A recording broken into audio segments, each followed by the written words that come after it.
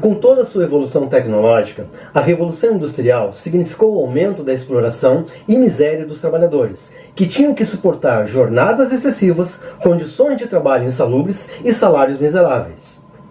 Nesse contexto, surgiram ideias e teorias que queriam um mundo mais humano, mais justo e igualitário. Saudações! Eu sou o professor Ney Nordin e essa é a segunda parte da nossa conversa sobre as teorias socialistas no século XIX.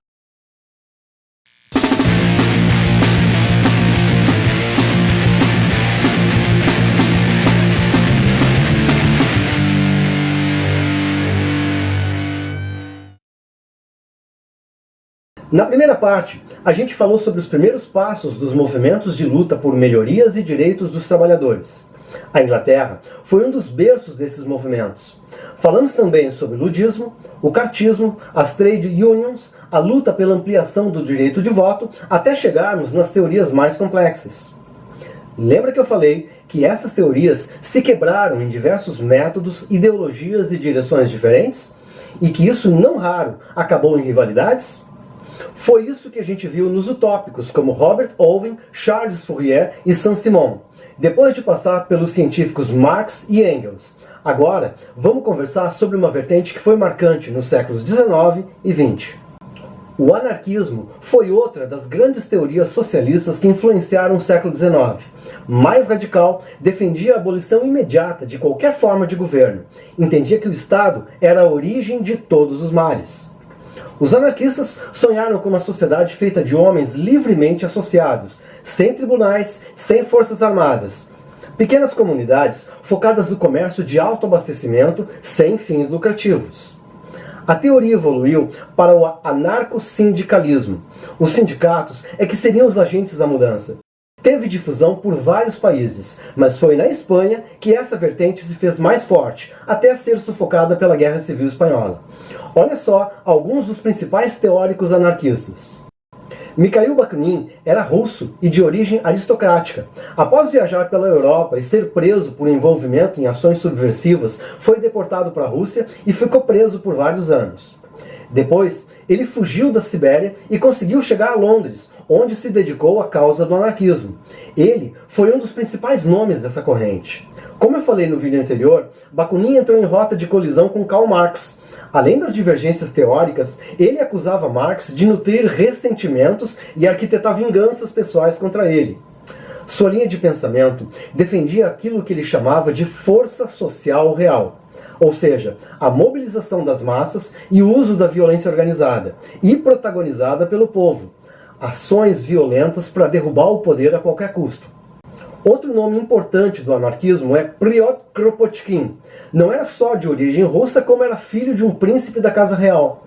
Em 1862, ele abandonou a vida na corte e foi prestar serviço militar na Sibéria, onde teve os primeiros contatos com as ideias anarquistas.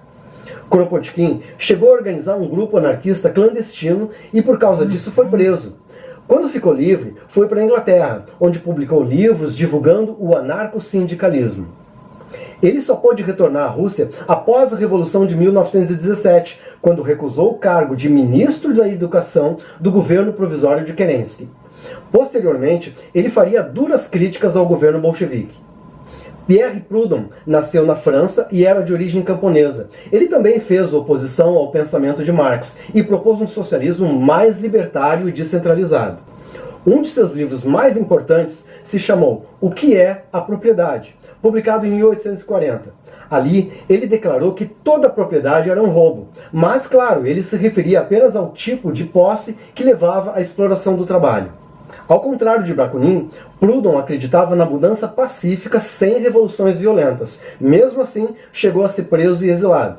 Ele defendeu a manutenção da pequena propriedade, uma sociedade amparada em cooperativas e bancos, para financiar projetos populares, uma espécie de república de pequenos proprietários, uma sociedade sem classe e sem desigualdades. O anarquismo foi a primeira doutrina socialista a conhecer forte penetração no Brasil. A porta de entrada foi a imigração no final do século XIX, principalmente os italianos. O anarquismo se confunde com a própria história do movimento operário brasileiro e a sua luta por direitos melhores. Um fato pitoresco é que em 1888, ninguém menos que o imperador Dom Pedro II fez uma doação de 300 alqueires de terras para o assentamento de 250 famílias criarem uma comunidade anarquista. A iniciativa veio do jornalista italiano Giovanni Rossi, que fez o pedido para a monarquia para a criação de uma colônia anarquista. O local foi cedido no Paraná. Como o Brasil, naquele momento, tinha regiões que precisavam ser povoadas, o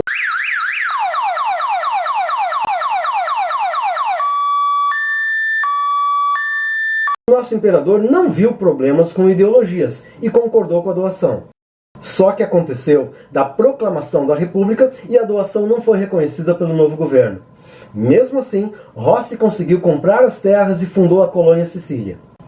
Os tempos foram difíceis, veio gente demais. A experiência teve vida curta e os colonos começaram a mudar para Curitiba e para outros lugares. Como a gente viu, o anarquismo sonhou com uma transição imediata para uma sociedade sem classes e sem governo, ao contrário dos científicos que previam essa mudança por etapas. O sonho de uma sociedade sem Estado e sem autoridade embalou milhões e até hoje se mantém vivo em associações anarquistas pelo mundo todo. Nas duas partes dessa aula, a gente fez um apanhado dos principais movimentos sociais do século XIX. Os homens sonharam com a mudança e com a redenção da sociedade frente às consequências do capitalismo. Teorias socialistas das mais diversas adentraram o século XX e nortearam revoluções que mudaram a vida de milhões de pessoas. Até hoje, as opiniões se dividem se essa mudança foi para melhor ou para pior. Qual é a sua opinião? A gente fica por aqui. Eu espero que tu tenha gostado. Aproveita e visita o meu site de História e Cultura Geral no endereço que aparece aí. Não esquece, quem conhece história, entende melhor o mundo. Um abraço e até a próxima.